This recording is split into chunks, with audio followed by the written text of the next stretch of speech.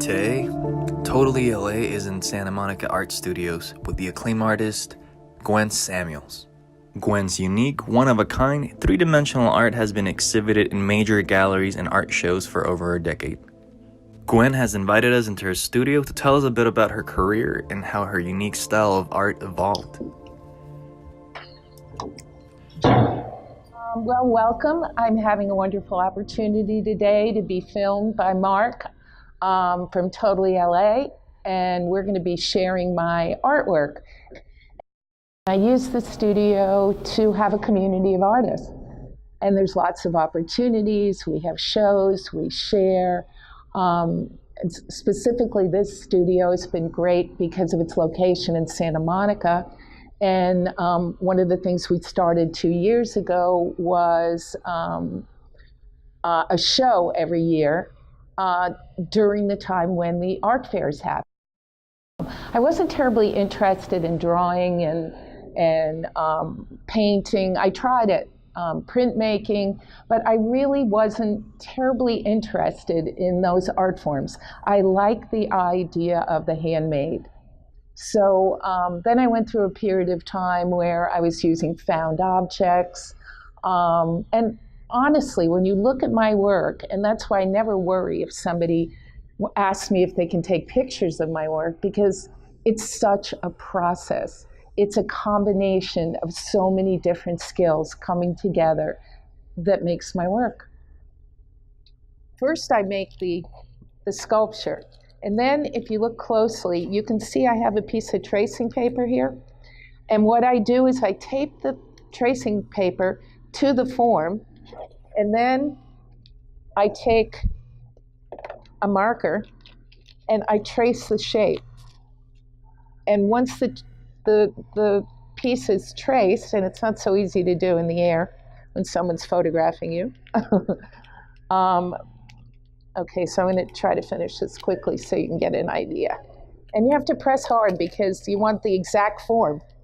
And once you get that form, okay, you remove the tracing paper, and you can see here's the form. And so I have to go around it to make sure that I can trace it really good. And then I cut it out. And then I'll show you. Okay, I finish this. Then I cut this out, and then after I cut it out,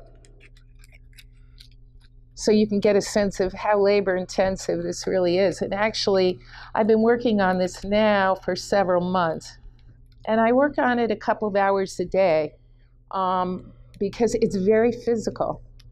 And okay, so after I have this form, then I take it to the pattern that I'm wanting to put into that place. I lay it down on here, I trace that pattern, and once it's traced, I cut it out again. Okay, so this is after the sculptural form. Okay, I have to fill in all the spaces, and I want to also share with you another part of that decision-making process is I have patterns. So I've decided that I'm going to be using 3 different patterns for this piece. And each pattern is its own textile design, which I take from my over 5,000 images. So here's all these patterns.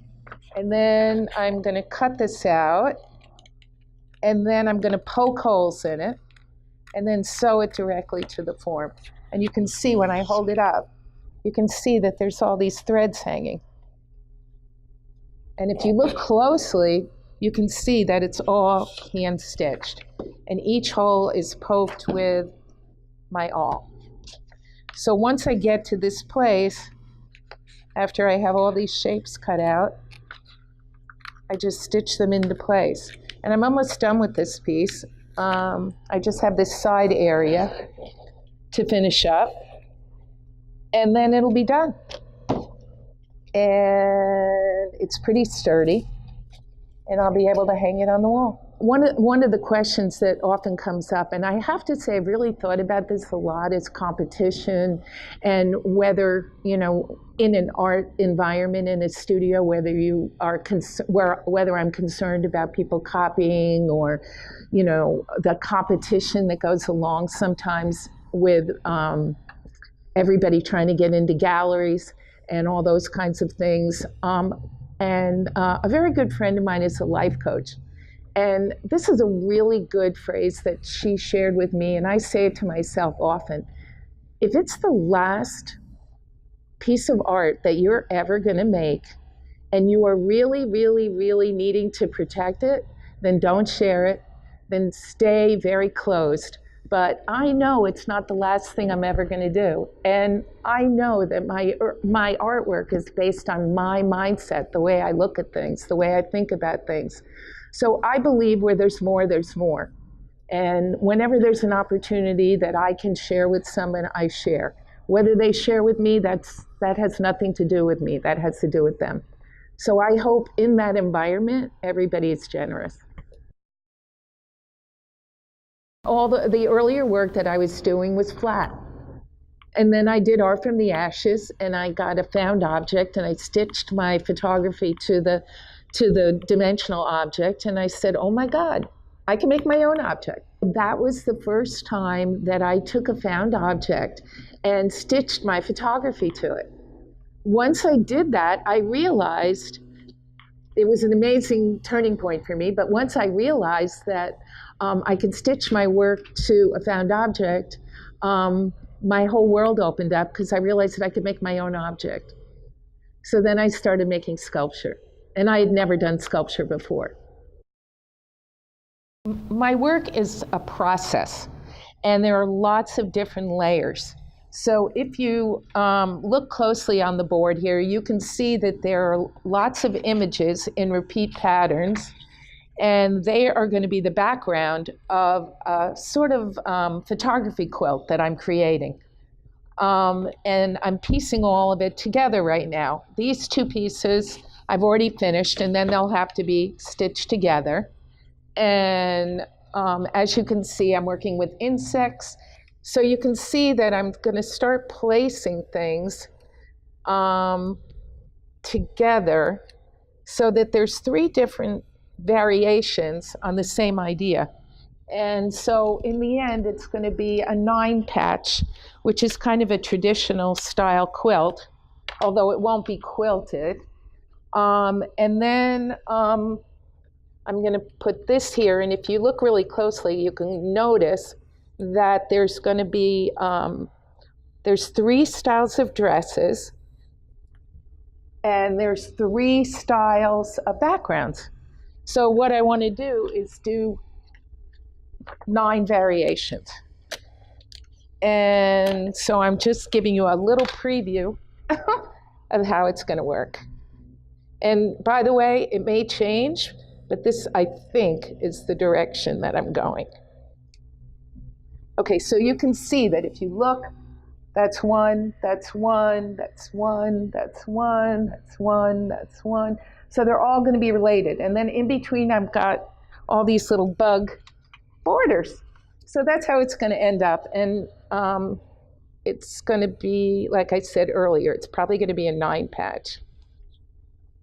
And everything is taped now. And that's actually how I work with my flat work. I start with tape. I tape everything together. I see how I like it. And then if you look really closely, you can see it's hand stitched. So I'll be poking holes and stitching it all together. Well, it's very interesting. When people look at my work, they're always very intimidated. And I just want to show you how easily it's made. And this is earlier sculptural work. So you can see it's really just a form that I've reinforced, and it weighs nothing. And it just hangs, if you look closely, it's just a tack. So it just, oh, here. Okay. It's very, very sturdy. All the pieces are just hung with tacks. And if it's lit well, then you get a really nice shadow. I have a list of collectors that I try to keep up to date, although sometimes when you donate your work, you don't always find out who's purchased it, which is unfortunate. But very often I run into people and they see what I'm doing and they say, oh, I bought your work at this event, or I bought your work at that event. So it's a good idea if you can to keep track of who is collecting your work. But otherwise, it's just nice to know someone appreciates what you're doing. Thank you for watching. Please be sure to visit the link to Totally LA below to learn more about Gwen and how to see or purchase her art. And please don't forget to subscribe.